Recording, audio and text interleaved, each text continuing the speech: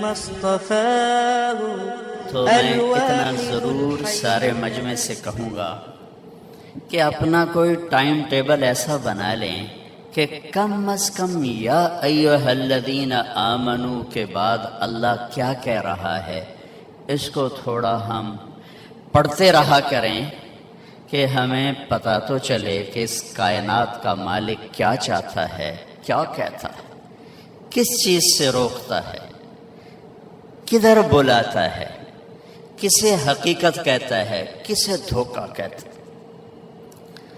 تو میں یہ عرض کر رہا تھا کہ چونکہ اللہ کے علم سے دوری ہے، اللہ کے علم کا ذوق بھی نہیں رہا، تو اب اپنے علم کے مطابق چلنا شروع کیا، تو اس وقت ساری دنیا پر مغرب کا قبضہ ہے، مغربی فکر کا قبضہ ہے، اور اہل مغرب کے تصور میں نہ جنت ہے نہ جہنم ہے، صرف یہی زندگی ہے، اور انسان کے اندر خوب سے خوب کی تلاش ہے، لہذا وہ اس کو جنت بنانے کا زور لگا رہے ہیں، جیسے جنت بنانا ہے، لیکن یہ بن نہیں سکتی، ڈیزائنر نے ڈیزائن نہیں کیا، اس کے نظام سے ٹکر ہے،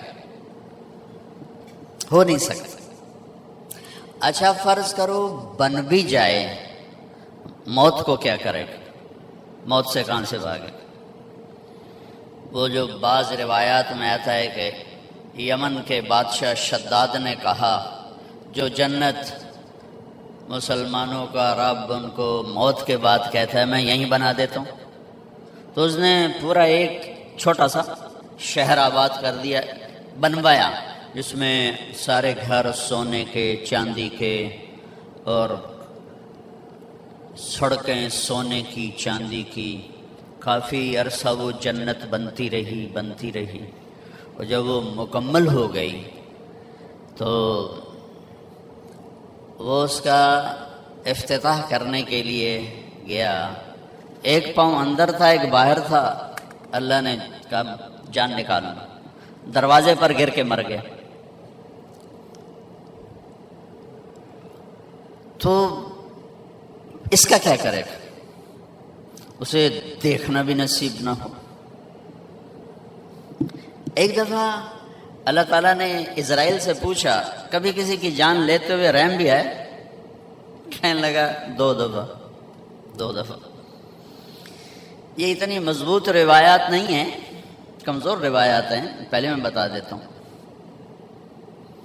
کہ ایک دفعہ ایک کشتی ٹوٹ گئی، ایک عورت ایک تختے پہ جان بچانے کے لیے سوار ہو گئی، کچھ بہہ گئے وہ بچ گئی، اس نے وہاں بچہ جانا، تو نے مجھے کہا اس کی جان نکال لے، عورت کی، تو مجھے اس بچے پہ رحم آیا کہ اس کا کیا بنے گا جو بیچ پانی میں ابھی پیدا ہوا ہے، اور اس کے بعد شداد کی جان نکالتے ہوئے رحم آیا کہ کم بخت نے اتنی جان لگا کے جنت بنائی، تو نے دیکھنے بھی نہ دیا اور دروازے بھی جان نکالے۔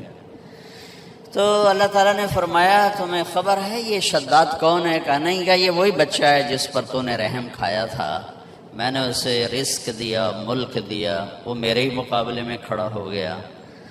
تو آج کا جو انسان ہے وہ اس دنیا کو جنت بنانا چاہتا ہے، نہیں بن سکتی۔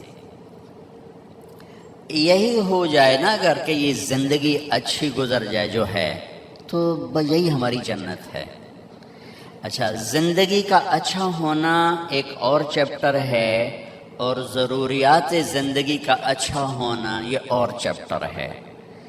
ہر انسان خوبصورت زندگی گزار سکتا ہے، لیکن ضروریات زندگی ہر انسان خوبصورت نہیں لے سکتا۔ نحن قسمنا بینہم معیشتہم، ہم نے تمہارے درمیان رزق کو تقسیم کیا ہے۔ یبسط الرزق لمن یشاء ویقدر، کسی کو زیادہ دیتے ہیں کسی کو کم دیتے ہیں۔ جنوری فروری ہمارا چلے کی جماعت تھی، افریقہ کے 8 ملک، ہزاروں سال پرانی زندگی دیکھ کے آئے ہیں، وہاں ایک دن گزارنا مشکل تھا، وہ نسل در نسل آباد ہیں، اور شاید ہم سے زیادہ خوش ہوں گے وہ. تو آسائش، سہولت، ضروریات زندگی ہر ایک کے لیے برابر نہیں ہو سکتی، لیکن زندگی خوبصورت ہر انسان گزار سکتا. ڈیفنس میں رہتا ہو یا ادھر لیاری میں رہتا ہو، زندگی خوبصورت بن سکتی. وہ جو میں 8 ملک دیکھ کر آئی ہوں افریقہ کے، ان میں رہتا ہو، یا ابھی میں انگلینڈ سے ہو کے آ رہا ہوں، 2 ہفتے کا میرا سفر تھا، وہیں سے سیدھا آپ کے پاس آ رہا ہوں، یا انگلینڈ کی زندگی ہو، زندگی کو خوبصورت بنانا ہر مرد عورت کے لیے برابر اسباب ہیں. ضروریات زندگی کسی کی زیادہ کسی کی کم. زندگی خوبصورت بنتی ہے اللہ اور اس کے رسول کے سامنے سر جھکانے سے. لَقَدْ كَانَ لَكُمْ فِي رَسُولِ اللَّهِ أُسْوَةٌ حَسَنَةٌ لِمَنْ كَانَ يَرْجُو اللَّهَ وَالْيَوْمَ الْآخِرَ وَذَكَرَ اللَّهَ كَثِيرًا. اللہ تعالیٰ نے بڑی خوبصورت بات فرمائی. اللہ یوں بھی کہہ سکتے تھے کہ میرے نبی تمہارے لیے مکمل زندگی لائے ہیں. مکمل کا لفظ ہیوی بنتا ہے، مکمل پتہ نہیں کر سکی یا نہ کر سکی، پتہ نہیں ہوئے نہ ہوئے. تو میرے اللہ نے کہا میرے نبی تمہارے لیے بڑی خوبصورت زندگی لائے، اور خوبصورتی کی طرف دل کھنچتا ہے، خوبصورتی کی طرف دل کھنچتا ہے. یہ فانوس بڑے خوبصورت لگے ہوئے ہیں، تو ان کو دیکھ کے اپنے آپ دل خوش ہوتا ہے. ہر خوبصورت چیز کی طرف دل کھنچتا ہے، وہ آواز ہو، وہ کلام ہو، وہ تحریر ہو، وہ کوئی منظر ہو، وہ کوئی شکل و صورت ہو، وہ کپڑا ہو، وہ زیور ہو، گھر ہو، گاڑی ہو، ہر خوبصورت چیز کی طرف دل کھنچتا ہے. تو میرے اللہ نے کہا میرے نبی تمہارے لیے بہت خوبصورت زندگی لائے. کائنات میں کوئی مرد عورت اگر زندگی خوبصورت بنانا چاہتا ہے تو اسے اللہ کے محبوب صلی اللہ تعالی علیہ وسلم کے پیچھے چلنا پڑے گا.